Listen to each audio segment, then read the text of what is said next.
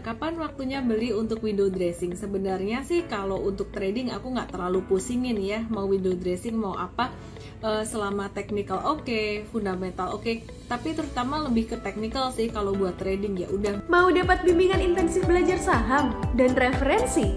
Bisa tanya jawab secara intensif?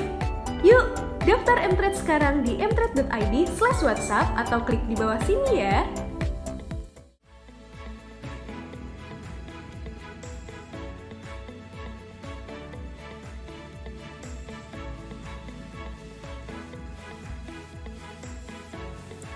Halo, hai semuanya. Internet di rumah saya agak-agak lola, semoga malam ini lancar ya.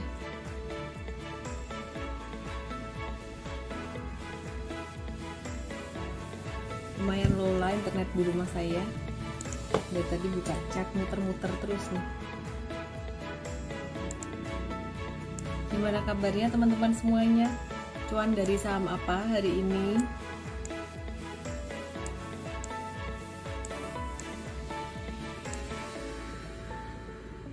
Sulina, salam dari Medan. Galres nanya call gimana? Barley Samudra, selamat malam. Dian Natali, malam Bu Lili.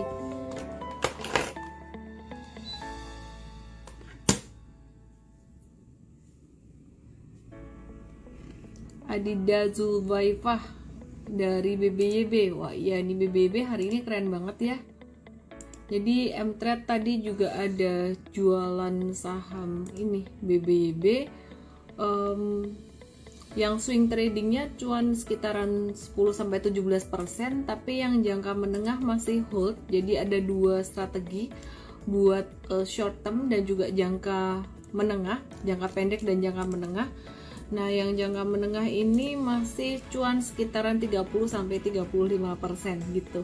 Nah, kenapa sih tadi BBYB yang jangka pendek dijual dulu? Karena waktu di sesi 1 tuh sempat jatuh lumayan, jadi fluktuasinya lumayan, sempat ngekor gitu. Jadi kalau swing trader memang kita jualan pakai candle ya. Jadi begitu candlenya mulai ada tanda reversal, kayak ekornya mulai panjang, pas real time saat itu juga kita jualan gitu. Jadi nggak nunggu closingan. Nah tapi closingannya naik tuh gimana? Kan ada jangka menengah. Jadi strateginya dibagi dua gitu. Jualan separuh untuk swing trading boleh, yang separuh hold untuk jangka menengah boleh gitu. Renata Belinda, kapan waktunya beli untuk window dressing? Sebenarnya sih kalau untuk trading aku nggak terlalu pusingin ya, mau window dressing mau apa, selama technical oke, fundamental oke, tapi terutama lebih ke technical sih kalau buat trading ya udah beli aja, trading aja gitu. Beberapa waktu yang lalu tuh teman-teman sempat banyak yang losing faith di saham-saham perbankan digital karena sempat turunnya lumayan di bulan Oktober kemarin. Tapi sebenarnya kita nggak perlu istilah kata tuh nggak perlu baper, nggak perlu dibawa sampai ke perasaan sih sebenarnya kalau trading saham. Selama teknikalnya oke, kalau misalkan tadinya sempat jatuh jadi jelek kan, terus kemudian ada reversal lagi, balik lagi jadi oke, nah itu boleh-boleh aja kalau kita mau buyback lagi. Jadi jangan dibawa perasaan kayak wah dulu aku rugi dari saham ini, aku nggak mau lagi saham ini, jangan gitu. Kalau call ada window dressing nggak Miss Mini Manchester? Aku akan bahas ya nanti selengkapnya untuk call. Oke, Akra gimana? Hai Robert. Akra gimana? Michael Konstantinos nanya. Nanti kita akan nge-live bareng dengan Akra ya, dengan emiten.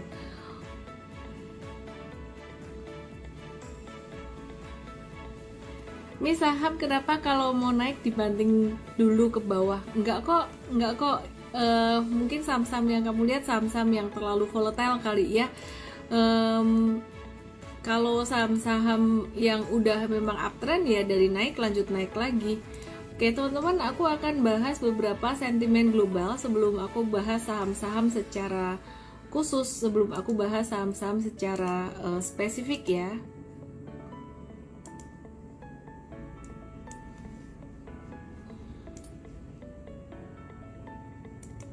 Nah, ini banyak yang nanya tentang Akra. Akra ini bakalan ada stock split, nanti kita akan ngobrol langsung aja dengan emiten ya, jam jam 8.45 nanti ya. Oke, teman-teman. Jadi hari ini ada beberapa saham bank digital yang lumayan aktif, ada BBYB, BGTG, BBKP, terus BNBA, BABP, dan juga ada Arto juga gitu. Terus selain itu ada beberapa saham digital juga tech yang lumayan aktif, yaitu ada di MMX juga gitu ya. Terus hari ini tadi IMJS, MTech juga lumayan aktif ya teman-teman. Strateginya gimana ntar kita akan bahas ya. Nah, ngejawab pertanyaan tentang batu bara nih, tentang coal, banyak yang udah mulai lumayan galau, waduh turun lagi nih coal, gimana nih ya. Intinya sih sebenarnya kalau coal ini koreksinya udah terbatas gitu. Jadi sentimennya apa untuk batu bara ini? Jadi beberapa waktu yang lalu tuh China sempat menambah atau berusaha untuk meningkatkan produksi atau supply batu bara, tapi berita ini tuh sentimen ini tuh udah priced in, udah terantisipasi pada bulan Oktober yang lalu, sehingga harga batu bara tuh udah turun 30%. Nah, jadi saat ini untuk view jangka pendeknya, meskipun mungkin masih ada kemungkinan koreksi dikit lagi untuk harga batu bara, tapi koreksinya atau turunnya tuh udah terbatas, nggak sedalam di bulan Oktober kemarin gitu. Kenapa? Karena sebenarnya permintaan batu bara atau kebutuhan batu bara di musim dingin di China ini juga masih lumayan tinggi gitu ya. Jadi sebenarnya saat ini koreksi untuk harga batu bara tuh udah mulai terbatas, jadi teman-teman nggak usah terlalu khawatir atau terlalu panik gitu. Terus ada sentimen positif juga untuk batu bara.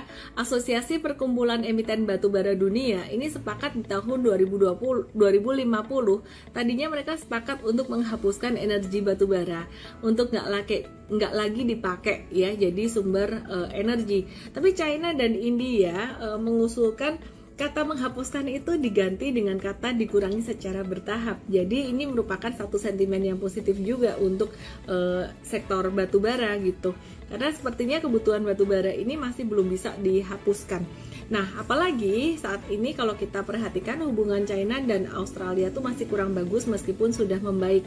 Jadi meskipun China berusaha untuk menambah produksi atau supply, demandnya juga masih cukup banyak ya. Jadi koreksi untuk harga batu bara sudah mulai terbatas, udah mulai price in lah ceritanya. Nah, kemudian selain batu bara, nanti kita akan bahas untuk saham-saham batu bara secara khusus ya. Kita akan bahas juga untuk minyak nih, sentimen minyak ya. Ya, jadi untuk minyak sendiri, OPEC Plus ini dia lagi nahan produksi meskipun ada tekanan dari Amerika gitu ya.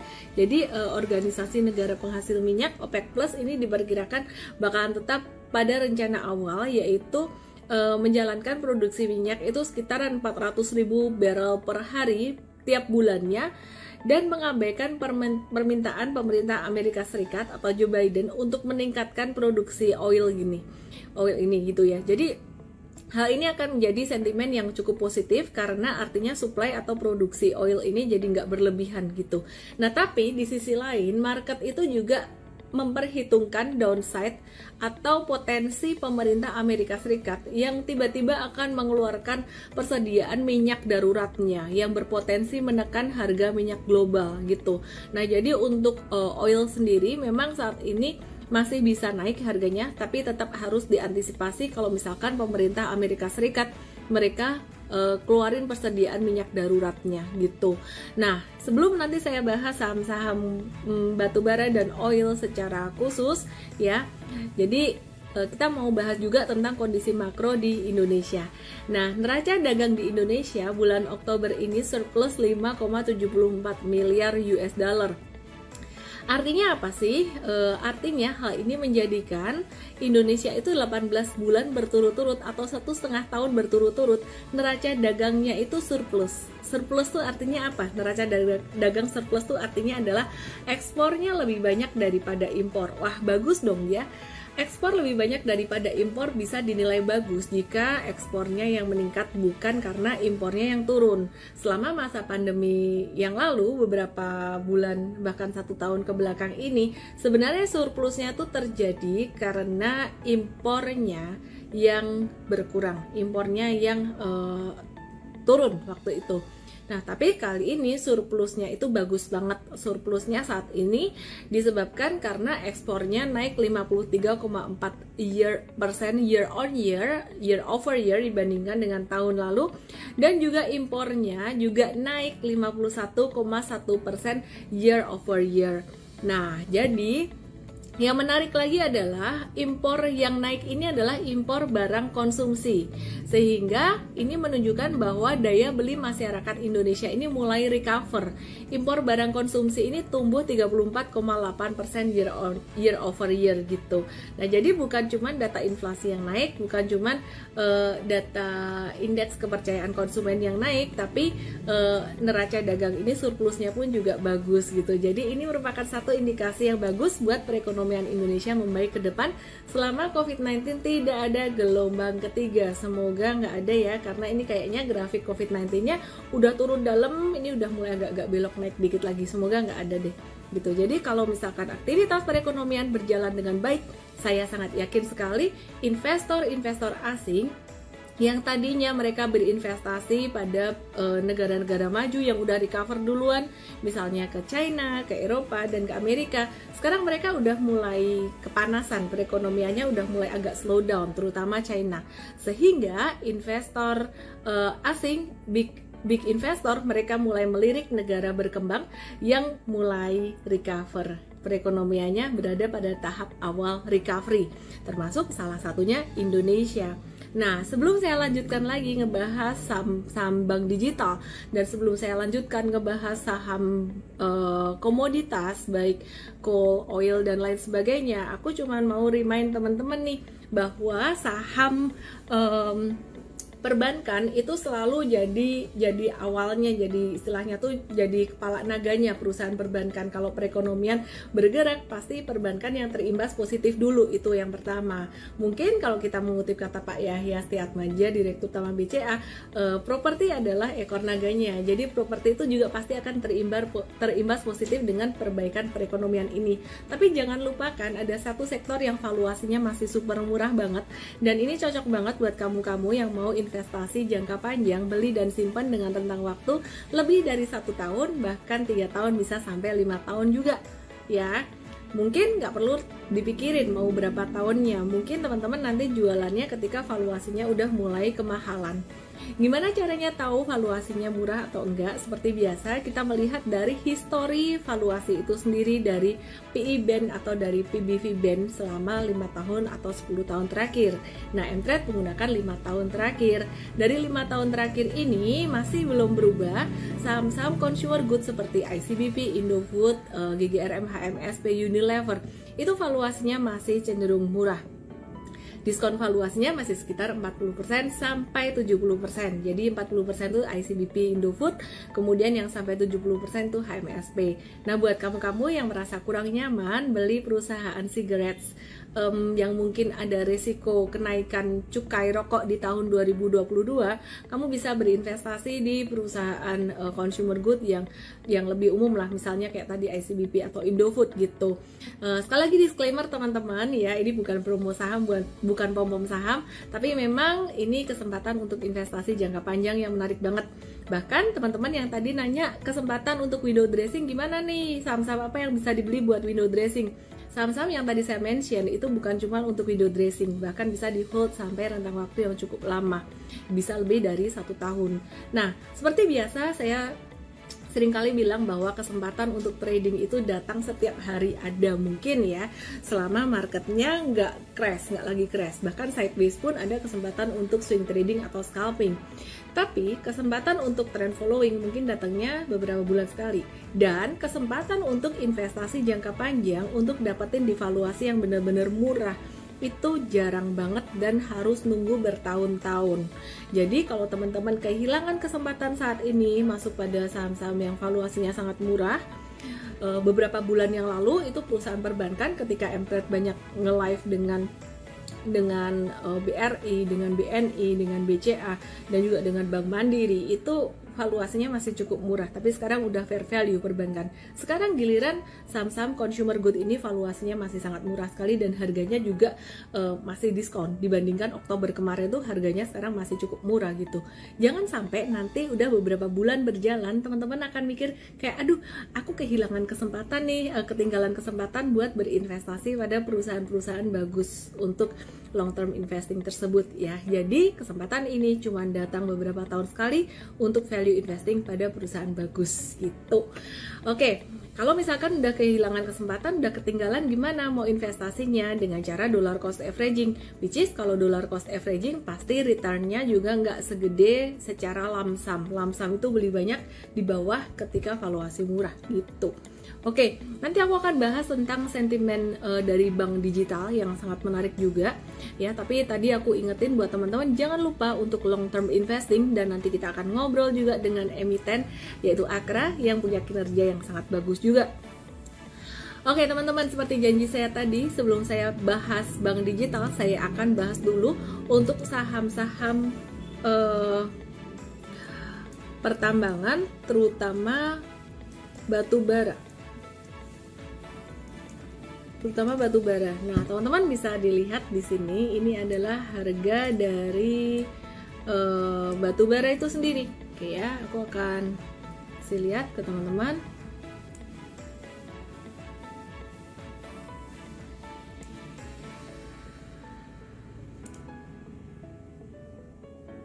Aku kasih lihat ya.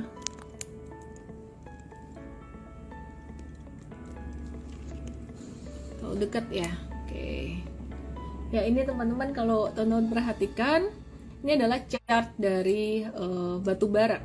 Terus kemudian teman-teman lihat di sini, ini udah aku tambahin satu moving average lagi karena semua supportnya udah ketembus di bawah. Jadi aku tambah satu moving average MA 200. Oke ya.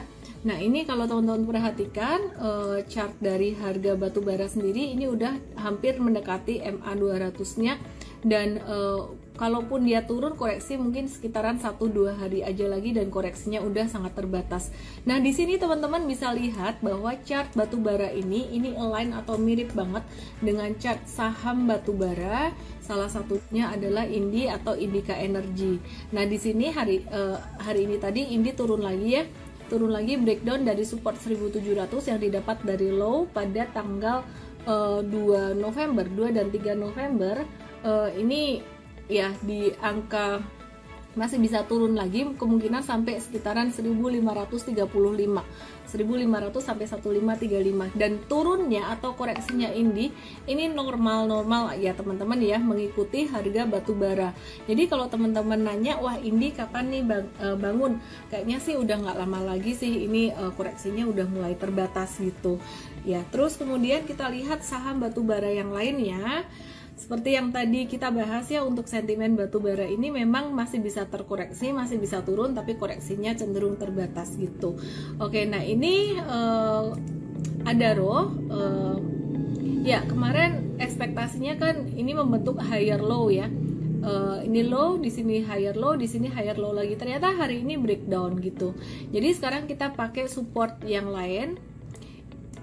Instead of MA dan juga garis trend, kita pakai support yang kita dapat dari high besar di sini. Ini sekitaran 11 Desember 2020. Dan kalau teman-teman perhatikan hari ini tadi Adaro udah mulai dekat angka itu, angka sekitar 1600-an. Jadi ya sekali lagi ini level yang sangat krusial, level yang sangat sakral ya, udah mulai terbatas koreksinya untuk Adaro. Kemudian juga untuk ITMG ini jadi trennya turun dalam jangka pendek, ya dia gagal membentuk higher high ya, gagal membentuk higher low. 2 hari ini dia breakdown, dan kalau ITMG kemungkinan breakdownnya bisa sampai 16875 gitu, koreksinya udah mulai terbatas. Pertanyaannya ya, mungkin teman-teman nanya kapan sih bisa sampai ke level tertinggi lagi, mungkin ada yang beli di pucuk banget gitu, kapan bisa sampai ke level yang tertinggi lagi. Kalau kita lihat histori dari beberapa saham yang patternnya kayak gini, meskipun dari sektor yang lain, kita ngelihatnya dari patternnya mirip kayak banking digital waktu itu, meskipun beda sektor penyebabnya juga beda, tapi technically mirip. Itu butuh sekitaran 3 bulan ya. Jadi 3 bulanan ini November, Desember, Januari hopefully juga udah mulai recover gitu, udah mulai balik ke level all time high-nya. Semoga ya teman-teman ya. Jadi kalau pantulan-pantulan jangka pendek aja kayaknya bisa dalam 1-2 pekan ke depan. Oke, disclaimer ya teman-teman. Nah terus tadi seperti yang saya janjiin juga, aku mau bahas tentang DMMX. Nanti aku bahas tentang DMMX ya. Tapi aku mau bahas dulu tentang oil nih. Urutannya kan tadi mau bahas tentang komoditas, coal, terus kemudian oil, baru kemudian saham-saham bank digital dan juga tech, saham-saham tech ya. Oke, nah ini Medco kok jadi ada bling-blingnya gini ya? Bingung nih, kenapa ada bling-blingnya gini? Oke, ya ini Medco ya, hari ini breakdown dari supportnya. Ya, jadi teman-teman meskipun volumenya kecil ya, ini breakdown mesti batasi resiko dulu, kita wait and see dulu sih teman-teman ya untuk Medco dan juga Elsa-nya. Terus sekarang kita bahas saham yang lagi hype banget hari ini, yaitu BBYB ya, itu BBYB. Oke, BBYB ini kenapa menarik sih teman-teman? Sebenarnya BBYB ini buat saya ini merupakan, buat kami ini merupakan perusahaan atau bank digital yang paling menarik di antara yang lainnya saat ini setelah Arto. Kenapa? Karena ya kalau teman-teman ingat beberapa bulan yang lalu, 2 bulan yang lalu, itu ketika saya Instagram live saya ngomongnya BBYB ini downloadersnya banyak, sekitaran 5-6 juta. Sekarang tahu nggak teman-teman, downloadersnya BBYB ini udah sekitaran 11 juta orang, dan pengguna aktifnya harian itu lebih dari 2 juta nasabah.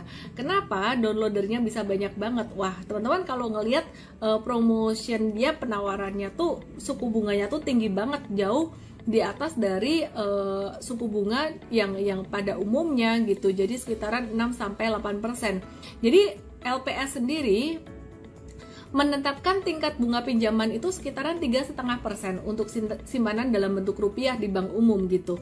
Nah LPS ini nggak ngelarang bank digital kasih bunga deposito tinggi selama informasi yang diberikan ke nasabah tuh udah menyeluruh dan transparan. Tapi LPS menyatakan bahwa dia nggak akan menanggung gitu ya. Jadi nggak akan menjamin gitu nasabah deposito yang dengan tingkat bunga terlalu tinggi itu nggak dijamin gitu. Jadi istilah kata tuh ya terserah kamu gitu ya, ada disclaimernya juga gitu. Nah balik lagi ke Bank Neo atau BBYB, downloadernya itu udah mencapai 11 juta orang dengan total pengguna aktif harian itu sekitaran lebih dari 2 juta nasabah, termasuk di dalamnya adalah anak-anakku. Ya, jadi tertinggi di antara bank digital lainnya gitu. Nah saat ini Bank Neo itu juga produknya semakin banyak. Dia ada tabungan Neo, ada 7 macam Neo Wow, Neo Wow Instan 7 hari dan sebagainya. Aku lihat memang sangat menarik sekali, bunganya 6-8% per tahun. Bahkan untuk mendapatkan bunga setinggi itu cuman cukup setorin duit 200.000 ya. Jadi kalau kita lihat di bank-bank konvensional mungkin untuk mendapatkan bunga deposito besar itu butuh duit gede juga, mungkin ratusan juta, bahkan bisa sampai miliaran. Tapi ini cuma 200.000 gitu ya. Tapi LPS tadi bilang ya istilah kata tuh resiko tanggung sendiri gitu. Ya ada risk, ada reward, ada risk gitu. Bank Neo Commerce BBYB ini juga dinobatkan sebagai bank digital dengan transaksi tertinggi dalam ajang All Together 2021 oleh Alto Network gitu ya. Jadi jumlah transaksinya itu tertinggi sebesar 1.600% secara tahunan ya, selama periode Januari sampai September 2021 gitu. Bahkan lebih tinggi dibandingkan dengan aplikasi bank digital lainnya gitu ya. Yang menarik apa? Yang menarik kalau diperhatikan untuk Bank Neo ini sendiri atau BBYB itu tadinya kan diperkirakan net interest marginnya tuh bakalan kecil nih gitu, karena cost of fund-nya tinggi. Tapi ternyata pendapatan dia dari loan, dari kredit itu juga tinggi. Jadi sebenarnya net interest margin dia tuh lumayan juga gitu, karena banyak yang berpikir bahwa wah mereka tuh jor-joran kasih bunga tinggi, pasti net interest marginnya kecil gitu. Tapi ternyata enggak, ternyata bagus juga, ternyata tinggi juga, lumayan oke lah gitu ya. Jadi ini jadi satu sentimen positif. Dan kemarin kita perhatikan di sini ya, ini M-Trade udah trading BBYB dari, kita lihat untuk BBYB ya, M-Trade tuh udah beli dari tanggal 28 Oktober. Kalau teman-teman bisa perhatikan di sini untuk jangka menengahnya ini untungnya sekitar 30-35%, sedangkan untuk jangka pendeknya ini udah tektok 3 kali. Dari 21 Oktober nih hijau-hijau, dan hijau paling tinggi ini hari ini tadi ya. Nah BBYB sendiri ini memang fenomenal banget teman-teman. Di bulan Agustus kemarin nih M-Trade sempat sampai cuan sekitaran 200%, atau 180 sampai 200%. Cuma setelah itu ya ada cut loss-nya lumayan sekitaran 11 sampai 15% ketika kita mau buyback. Cuan lagi 30-42%, cut loss lagi sekitaran 9% di sini. Jadi memang fluktuasinya lumayan sih untuk BBYB gitu. Dan sekarang strateginya gimana buat BBYB di M-Trade ini? Strateginya adalah kita nge-hold aja. Beberapa waktu yang lalu kita tarikin garis ini di M-Trade, dan kemudian dia breakout, terus kemudian di sini ada resisten lagi, ini ada resisten lagi dan dia breakout lagi. Anyway, dia lagi kena nguji resisten terkuatnya, dan tadi lumayan agak-agak ngebentuk ekor. Ini tadi kenapa? Karena para nyangkuters yang sempat beli di atas ini di bulan Agustus ini mulai keluar gitu ya. Jadi mereka takut dan mulai exit atau keluar. Nah, jadi teman-teman di sini tuh euforianya gede banget ya. Tadinya untung sampai ratusan persen di sini. Terus kemudian karena hype, karena euforia, banyak teman-teman yang beli di atas ini dan kemudian nyangkut sampai di bawah. Dan ini kalau teman-teman perhatikan, dia recovernya butuh waktu berapa lama? 2 bulan. Jadi tadi yang nanya tentang Indi, meskipun gak ada kaitannya sama sekali, saya cuma melihat aja kayak saham ini dia turun 27%, dia recover berapa lama? Oh, butuh 2 bulan. Mungkin story-nya berbeda, nggak bisa disamakan persis plek ya. Tapi kalau kita lihat dari call sendiri masih ada sentimen positif dan demand masih ada, harusnya masih bisa naik juga gitu. Oke. Nandito Hutagalung BBKP kok naik CCE? Oh iya dong, ada turun ada naik dong, kan dia udah turunnya parah. Gampang ya jawabnya ya. Oke. Di rumah oke Bandung, gimana taunya harga saham sudah price in? Kalau secara teknikal ya pakai support resisten, kita lihat garis kemiringan trennya, tapi kalau secara fundamental ya pakai valuasi. Pengarah .penta, Miss jangka pendek menengah panjang di satu saham itu gimana? Harga rata-rata berubah nggak kalau jual sebagian? Ya berubah, ya pasti berubah. Kalau dijual sih nggak berubah, kalau kamu beli lagi itu yang berubah gitu. Jadi kalau untuk jangka pendek menengah itu swing dan jangka menengah itu masih bisa di satu account, masih bisa mungkin jual separuhnya lagi hold kayak gitu. Dan strategi itu aku jalanin juga, bahkan bukan separuh ya, cuan aku jual dikit-dikit, dan di portfolio aku saat ini masih tersisa asa untung sekitaran 500% modal tahun lalu.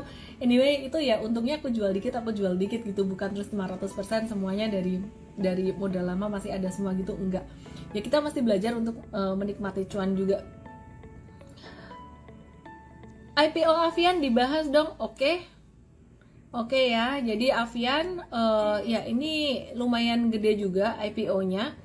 IPO Avian ini ditawarkan ke publik sebesar 10% atau setara 6,2 miliar lembar saham dengan harga 780 sampai dengan 930 per sahamnya. Nah, Avian ini berpeluang mendapatkan dana segar sekitaran 4,8 triliun sampai 5,7 triliun. Nah, kode sahamnya Avia. Nah, yang kita perlu perhatikan adalah tahap book buildingnya itu tanggal 12 sampai 18 November, offeringnya 1 sampai 3 Desember, allotmentnya 3 Desember, distribusinya 6 Desember, dan hari H atau listingnya 7 Desember 2021. Dananya bakalan dipakai buat apa sih? 54% akan digunakan untuk modal kerja. seperti pembayaran kepada pemasok, pembelian persediaan, biaya operasional, biaya modal kerja lainnya. Nah, 18,2%-nya lainnya digunakan untuk modal kerja anak usahanya dia, Tirta Kencana Tata Warna melalui mekanisme penambahan modal. Sisanya 14% bakalan digunain untuk modal belanja fasilitas manufaktur Avian yang baru di Cirebon untuk periode tahun 2022 sampai dengan 2024. Sisanya lagi terakhir 13,3% bakalan digunakan untuk pelunasan pokok hutang Avian beserta anak usahanya. Valuasinya gimana? Sebelum saya bahas valuasi Avian, teman-teman jangan lupa download aplikasi Mtrade karena kita akan ada banyak edukasi gratis. Hari Sabtu nanti kita akan belajar tentang analisis teknikal part 4. Part satunya bicara tentang tren, yang kedua tren support resistance, yang kedua bicara tentang pattern, yang ketiga candlestick, dan yang keempat nanti part 4 masih gratis, kita akan belajar tentang analisis teknikal dengan indikator. Download aplikasi Mtrade sekarang dan hari Sabtu nanti jam 10 jangan lupa join ya. Nah, kemudian valuasi Avia seperti yang tadi saya mau katakan ya, dengan harga 780 sampai 930, terus kemudian dengan EPS dia di angka 23,33, maka PE ratio-nya Avia ini di angka 33 sampai 39. Mahal atau murah sih sebenarnya valuasi Avia ini berdasarkan data dari Bloomberg. Untuk valuasi industri secara global dengan industri ini secara global PE-nya tuh berada di angka 22,5 kali. Nah, jadi secara valuasi Avia ini memang dihargai di level premium. Fundamental perusahaan gimana, manajemen perusahaan gimana? Kebetulan saya kenal dengan owner dari Avia ini yaitu Pak Hermanto Tanoko. Teman-teman juga pastinya kenal dong ya, owner dari emiten Cleo ya. Nah, jadi teman-teman kalau perhatikan karakternya gimana, saya lihat Pak Hermanto dan keluarga dan manajemen dalam membangun bisnis ini mereka sangat hati-hati sekali. Jadi kalau dibilang perusahaan ini termasuk perusahaan yang cenderung mengutamakan cash dan juga cenderung mengutamakan revenue dan profit juga. Bisa dibilang apakah ini termasuk yang old economy atau new economy, yang teknologi ini lebih condong ke old economy. Jadi kalau teman-teman suka perusahaan yang menghasilkan revenue secara stabil dan juga sustainable, profitnya juga sustainable, mungkin ini cocok buat teman-teman semuanya. Tapi sekali lagi disclaimer teman-teman, yang namanya saham baru IPO pasti tetap akan ada pembentukan harga, naik turun pembentukan harga. Berinvestasilah sesuai dengan nominal yang teman-teman siap dengan risikonya. Oke.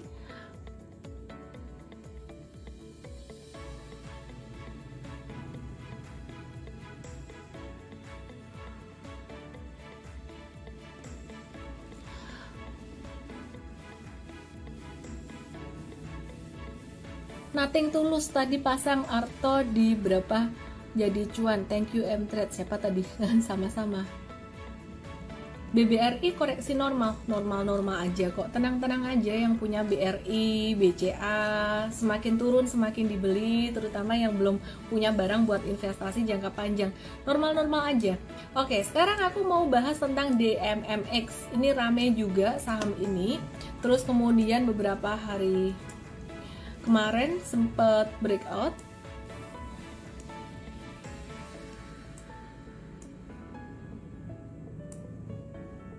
Oke, sebentar ya, aku liatin data dulu.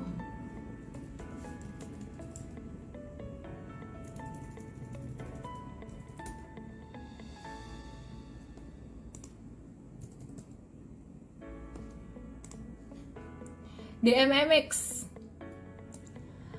Kabar terakhir, si Cepat Express ini ada menambah kepemilikan di DMMX. Nah, sebelum aku bahas tentang si Cepat Express nambah kepemilikan di DMMX, ini mungkin teman-teman aku mau remind dulu bahwa DMMX ini ditambahkan ya. Jadi DMMX ditambahkan pada MSCI Small Cap Index List bersama dengan ASA, BANK, BEPS, BEFIN, Indi, MCAS, SSMS dan juga Silo. MCAS ini sepertinya juga masih satu grup dengan DMMX gitu. Dan yang didelete dari MSCI Small Cap ini ada Boga, SMSM dan juga Weton gitu ya. Jadi anyway, itu ada sentimen positif buat DMMX. Terus kemudian Si Cepat Express ini ada menambah kepemilikan di MMX juga ya. Lumayan banyak ya, lumayan banyak. Nambahnya berapa banyak sih si Cepat Express ini? Dia nambah sekitar 2,61 miliar saham gitu. 2,61 gitu miliar. Nah, terus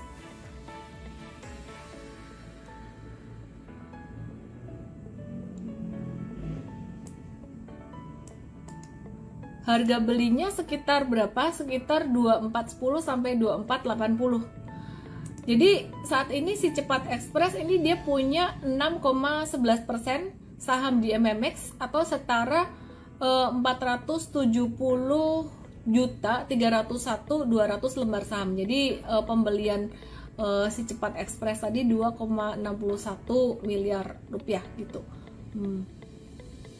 Let me check the data. Semoga betul ya angkanya. Oke. Secara teknikal gimana? Teknikal teman-teman bisa dilihat di sini. Ya, Indofood ICBP hold keras.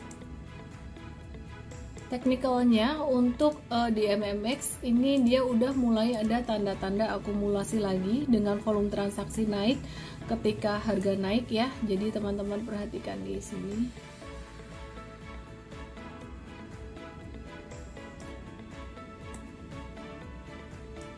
Nah, ini dia udah breakout yang pertama, terus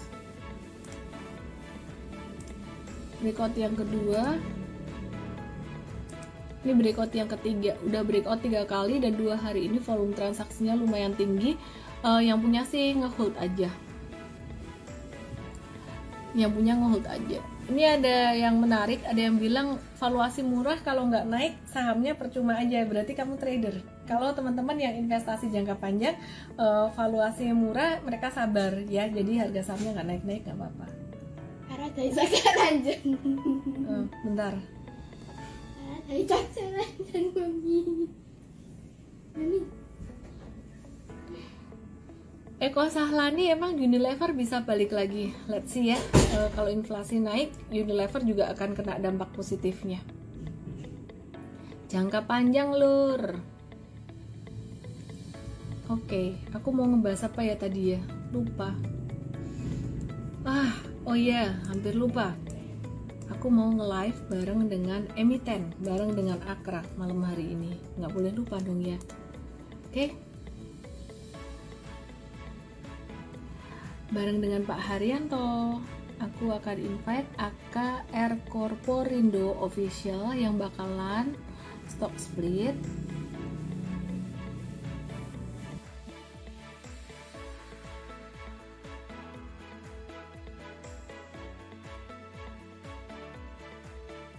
Pak Haryanto, undang Akra ya ini, sabar.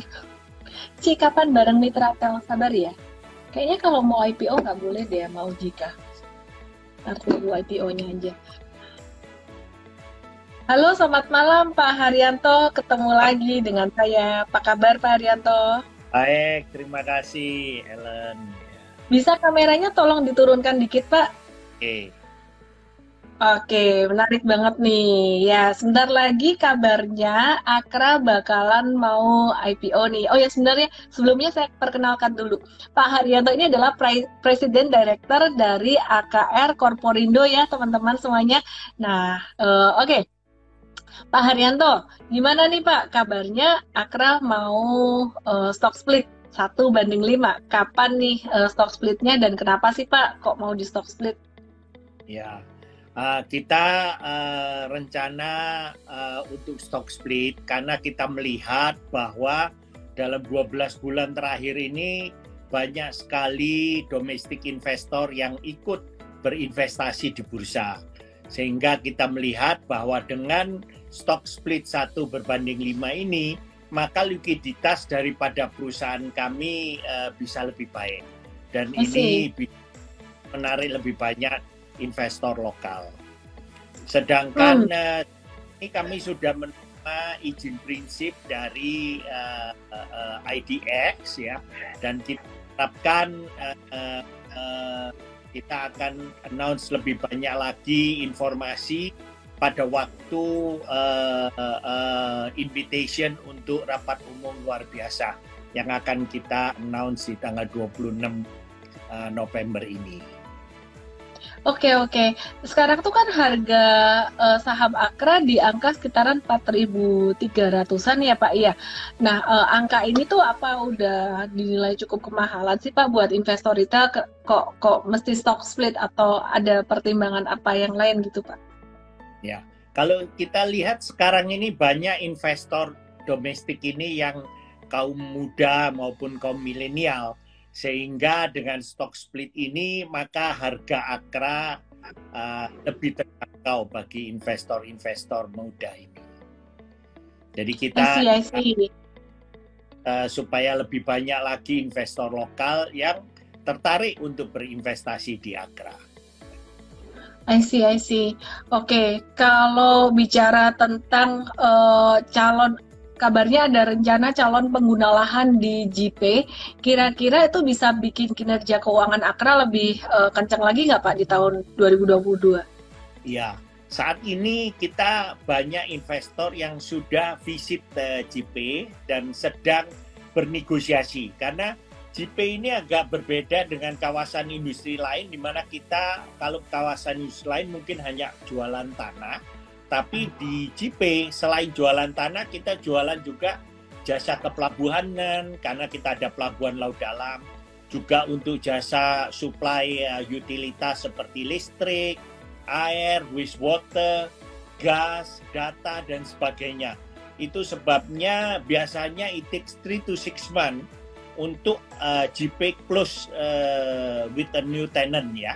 Tetapi keuntungannya selain mendapatkan income dari penjualan lahan, kita juga nanti pada waktu pabrik mulai berproduksi, kita akan mendapatkan recurring income yang cukup konsisten dan bagus marginnya.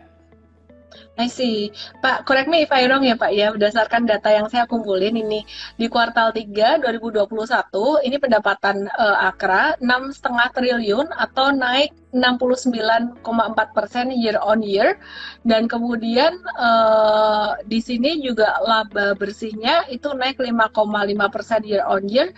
Nah, yang menarik nih kalau dari data yang saya dapatkan, salah satu yang mendorong penghasilan Akra meningkat ini adalah pendapatan dari properti industrial naik 115% year on year Pak. Itu gimana ceritanya Pak? Naiknya bisa kencang itu.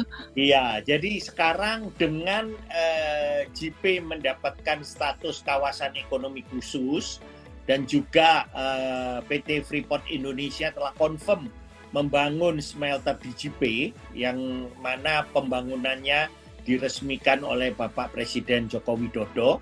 Kami melihat bahwa makin banyak industri-industri yang tertarik untuk membangun pabriknya di JP. Nomor satu, dengan kawasan ekonomi khusus, benefitnya luar biasa bagusnya, baik fiskal maupun fiskal. Yang kedua, industri turunan daripada tembaga maupun sulfuric acid akan bertumbuh di JP. Ini yang membuat makin banyak investor yang sekarang sedang melirik ke JP. Kita harapkan paling tidak mungkin sebelum akhir tahun ini kita bisa conclude satu lagi, tapi kebanyakan akan terjadi di kuartal 1 dan kuartal 2 tahun depan. Karena seperti yang saya bilang itu perlu 3-6 bulan untuk close the deal, karena bukan hanya jualan tanah tetapi termasuk jualan services dan utilitas juga. Oke, menarik. Mungkin sebelum saya tanya lagi yang berikutnya, saya izin kasih sedikit analisis teknikal ya Pak ya. Oke, ya jadi teman-teman semuanya ini chart saham Akra naiknya udah lumayan signifikan ya dari bulan Juli kemarin, which is ini sebenarnya terakhir kali kita event dengan Akra juga sih. Setelah kita event, waktu itu masih sideways gitu. Jadi setelah event naik, ini bukan berarti bahwa saya mau bilang habis event ini terus naik. Enggak, bukan gara-gara saya, bukan gara-gara live Instagram ini, tapi kalau kemarin naik pastinya juga karena kinerja perusahaan yang bagus. Kenapa naik? Ya karena investor besar suka gitu kan, it's all about supply and demand kan ya. gitu. Nah, jadi sekarang kalau kita perhatikan secara teknikal ini memang Akra agak-agak sideways ya, normal-normal aja setelah dia naik panjang, dan sideways-nya dia berada dalam range 4.700, resistennya, supportnya sekitaran 4130 ya, jadi 4130 sampai 4.700. Ada pattern head and shoulders kecil di sini, ada pattern head and shoulders kecil. Kalau misalkan ada koreksi sampai ke level 3.800, ini juga area support yang cukup kuat gitu. Jadi teman-teman, stock splitnya di harga berapa sih? Sekarang harganya 4 ribuan. Kalau 1:5 berarti harganya nanti sekitaran 800-an gitu. Dan ini kalau ngelihat volume juga masih cukup oke, volume hijau masih tinggi, tuh artinya sebenarnya buyer masih lebih banyak, daya belinya masih lebih banyak daripada sellernya gitu. Ya teman-teman, kita coba wait and see nanti sampai stock split ya. Stock split tanggal berapa Pak kira-kira? Kalau menurut rencana, kemungkinan akan stock split itu akan tercatat di tanggal mungkin 11 Januari tahun depan. Karena Januari tahun depan. Untuk rapat umum luar biasa baru tanggal 26 November dan LB-nya tanggal 20 Desember. I see. Oke. Terus kalau rencana bisnis ke depan gimana, Pak? Ya, jadi untuk kuartal 4 ini kita melihat performance kita masih kuat. Seperti kita ketahui ekonomi Indonesia lebih terbuka sehingga demand daripada chemical maupun demand daripada BBM ini meningkat cukup tinggi di Indonesia ini, dan juga kami melihat bahwa dengan adanya energy crisis di dunia ini, kami melihat kami bisa mengharapkan agar baik volume maupun margin di kuartal 4 ini bisa terus kami tingkatkan. Jadi kami melihat bahwa kuartal 4 ini akan menjadi kuartal yang cukup bagus. Mungkin juga salah satu kuartal yang paling bagus di dalam berapa tahun ini untuk AKR. Jadi kita melihat sampai akhir tahun prospek bagus. Tahun depan, selain prospek daripada trading dan distribution, yang kita lihat adalah prospek juga tambah profit dari penjualan lahan di JP. Seperti yang tadi saya bilang, banyak pembicaraan ini akan terkonklusi di awal mungkin di kuartal 1 dan kuartal 2 tahun depan. Sehingga ini juga akan merupakan booster untuk peningkatan laba daripada. Dan cash flow kita cukup bagus. Jadi tahun lalu kita memberikan dividen sekitar 4% yield-nya. Insya Allah dengan performance yang cukup baik ini, yield kami juga masih cukup tinggi untuk fiscal year 2021. I see. Terus kalau bicara tentang harga minyak nih Pak, harga minyaknya kan sekarang juga masih lumayan tinggi ya Pak ya, masih bertahan dan lumayan tinggi gitu. Bakalan ada efek nggak sih Pak ke kinerja Akra? Kalau harga tidak ada efek ya, karena Akra kan selalu kita beli BBM dengan formula, kita menjual juga dengan formula. Mungkin yang ada impact untuk mungkin dari segi margin, karena seperti kita ketahui bahwa supply energi di seluruh dunia ini tight ya, termasuk Indonesia ada dampaknya meskipun kita tidak seberat beberapa di Eropa ya. Malahan kalau saya baru pulang dari Inggris, di Inggris itu bisa orang sampai ngantri-ngantri di pompa bensin untuk menunggu BBM ya. Tapi kita melihat bahwa dengan pembukaan ekonomi yang cepat di seluruh dunia ini memang membuat demand daripada energi meningkat cukup tinggi sehingga buat market sedikit tight ya. Nah ini yang juga merupakan pendorong daripada performa daripada AKR. Yield dividennya lumayan gede ya Pak ya untuk tahun depan, ada bocorannya buat teman-teman investor semua. Pak, ini kan Akra juga ada penjualan bahan kimia di tahun ini tuh terakhir sepertinya naik 22% year on year ya. Untuk bahan kimia sendiri nanti ke depan ada plan apa Pak? Ya, ke depan malahan kita melihat growth daripada chemical demand di Indonesia ini cukup tinggi. Karena banyak smelter baru, apakah itu smelter aluminium, apakah itu smelter nikel, bahkan smelter juga untuk emas, itu semua membutuhkan chemical. Sehingga kita melihat demand daripada chemical tahun ini grow more than 20%. Tahun depan kita melihat juga masih bisa grow double digit. Mungkin not 20%, tapi in the teens area. Jadi cukup bagus demand daripada chemical karena industri hilirisasi daripada mineral ini berkembang bagus, yang merupakan kesuksesan daripada pemerintah Bapak Presiden. Ini juga menimbulkan demand chemical yang cukup kuat. Terus kalau Pak Haryanto lihat nih ya, prospek perekonomian Indonesia gimana sih Pak nanti pasca pandemi di tahun 2022 ini? Selain itu ada tantangan juga nih Pak, dari The Fed kemungkinan akan menaikkan suku bunga gitu. Nah gimana nih Pak perekonomian Indonesia ke depan dan juga pastinya dampaknya untuk bisnis Akra?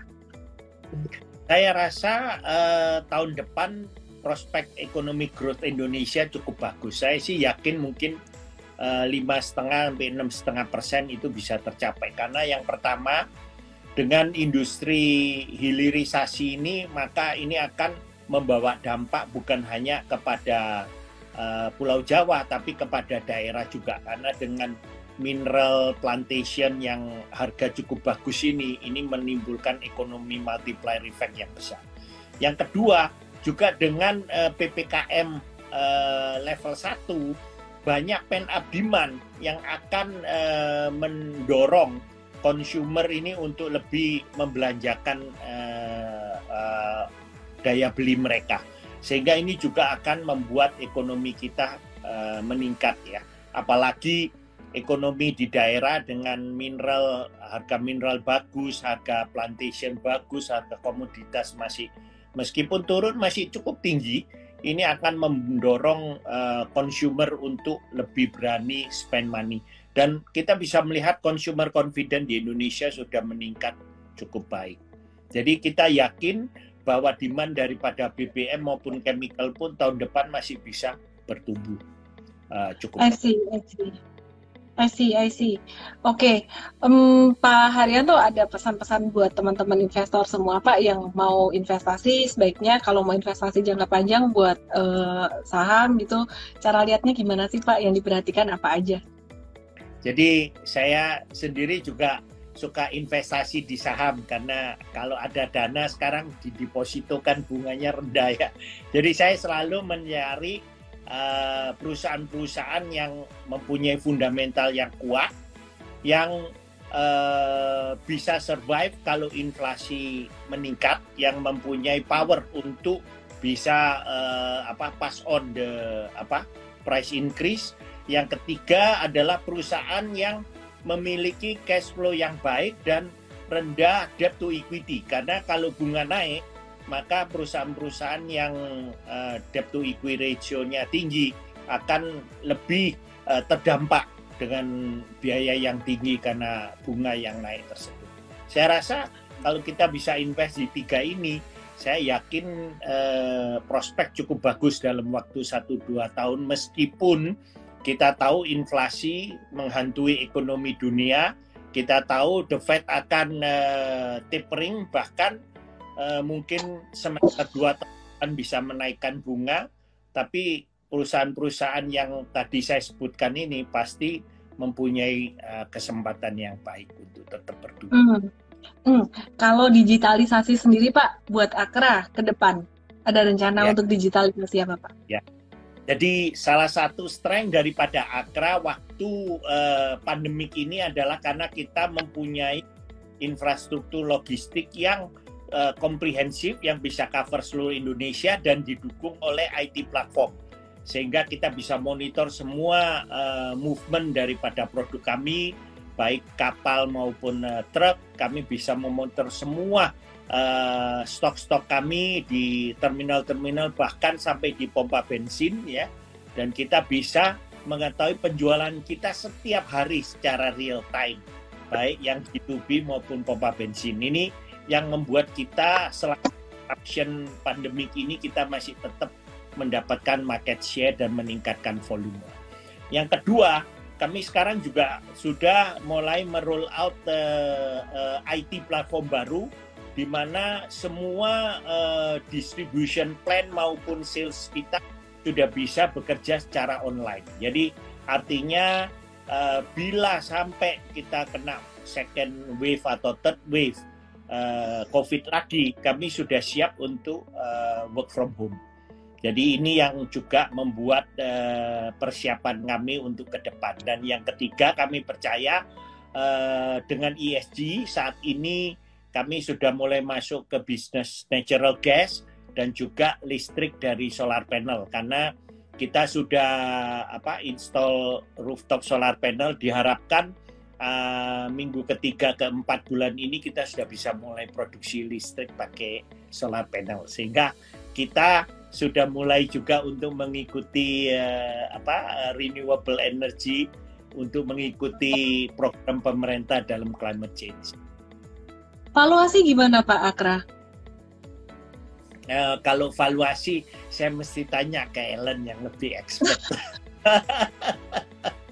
Oke lah, nanti kita kapan-kapan bahas pastinya lebih detail bersama dengan Bedah Emiten, bersama dengan Akra ya teman-teman ya, di Mtrade, di aplikasi Mtrade. Dan jangan lupa download aplikasi Mtrade gratis ya, nanti acara Bedah Emiten bersama Akra. Tanggalnya kapan? Ditunggu aja, nanti akan ada informasi pastinya di banner kita. Oke, Pak Haryanto, terima kasih banyak udah mau sharing-sharing banyak banget tentang Akra dan banyak hal lagi yang lainnya. Mungkin boleh kasih satu closing statement buat teman-teman semua, Pak. Ya, jadi saya percaya dengan debt to equity ratio yang cukup rendah, saat ini hanya 0,16 kali, dengan cash flow yang kuat, sehingga kita tetap berkomitmen untuk memberikan dividen yield yang cukup baik. Yang ketiga, kami melihat prospek baik BBM maupun logistic services dan chemical kami tahun depan prospeknya masih bagus. Kami masih yakin bisa tumbuh double digit. Dan yang ketiga juga dengan JP yang telah mendapatkan status KEK ini juga akan memberikan kontribusi yang makin besar di kemudian hari. Jadi saya percaya dengan stock split ini kita mengharapkan lebih banyak lagi partisipasi investor lokal untuk bisa bertumbuh bersama kami. Terima kasih Ellen, terima kasih teman-teman. Semoga sukses selalu, sehat selalu ya Pak Haryanto, dan semoga saham Akra juga harganya bisa uptrend terus nanti, bahkan habis stock split juga bisa uptrend terus gitu. Terima kasih, salam sehat, sukses Ellen, dan salam sehat, sukses teman-teman semuanya. Terima kasih. Ya, sehat selalu semuanya teman-teman semua. Thank you buat yang udah nonton acara malam hari ini. Terima kasih untuk Pak Haryanto, Pak Suresh Vembu, dan juga Bu Viana, semua teman-teman dari Akra. Salam profit. Dadah. Terima kasih. Malam Bapak. Mau dapat bimbingan intensif belajar saham dan referensi? Bisa tanya jawab secara intensif? Yuk, daftar Mtrade sekarang di mtrade.id/whatsapp atau klik di bawah sini ya.